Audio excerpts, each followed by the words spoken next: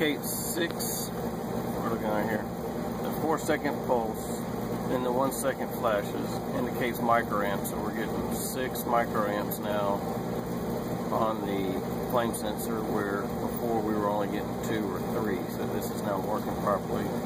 Got no error codes. We do have proper flame, so we will adjust the angle of the hood on the pilot. It should have been turned slightly to the left of the set screw on this universal, and it was not, it was straight ahead, so that could be the only issue we have going on.